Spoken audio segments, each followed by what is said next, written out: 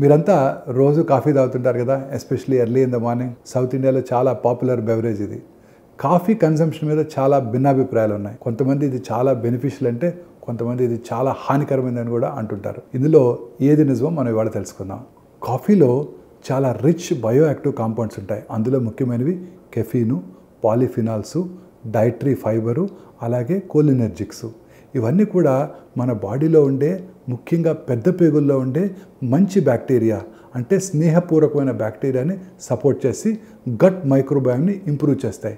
రెగ్యులర్గా in moderation, అంటే రోజుకు 2 లేక 3 కప్పుల కాఫీ కనుక తీసుకున్నట్టయితే మన ఈ కమెన్సాల్ బ్యాక్టీరియా, ఎల్ ఎసెక్రోలైటిక్ అనే బ్యాక్టీరియా మన పేగుల్లో బాగా పెరిగి మన హార్ట్ని, బ్రెయిన్ని కాపాడుతుంది. కెఫీను స్టమక్లో ఉండే హైడ్రోక్లోరిక్ యాసిడ్ని స్టిమ్యులేట్ చేసి బవల్ మూమెంట్ని ప్రమోట్ చేసి కాన్స్టిపేషన్ అవాయిడ్ చేస్తుంది. తద్వారా కోలన్ క్యాన్సర్ని ప్రివెంట్ చేస్తుంది.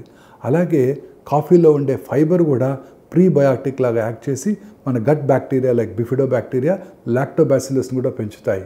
ఇందులో ఉండే rich anti oxidants like cholinergic acid మన యొక్క పెద్ద పేగుల యొక్క లైనింగ్ని ప్రొటెక్ట్ చేసి ఇన్ఫ్లమేటరీ బవల్ డిసీజెస్ అంటే క్రాన్స్ డిసీజు, అల్సరేటివ్ కొలైటిస్ అలాంటివి రాకుండా చేస్తాయి. కాఫీ స్టమక్లో ఉన్న యాసిడ్ రిఫ్లెక్స్ని కూడా తగ్గిస్తుంది, హార్ట్ బర్న్ రాకుండా కాపాడుతుంది.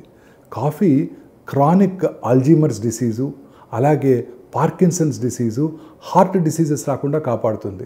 మోడరేషన్లో కనుక కాఫీ తీసుకున్నట్టయితే చాలా బెనిఫిషియల్ ఎఫెక్ట్స్ ఉంటాయి, అనేక రకాలైన డిసీజెస్ రాకుండా కాపాడుతుంది.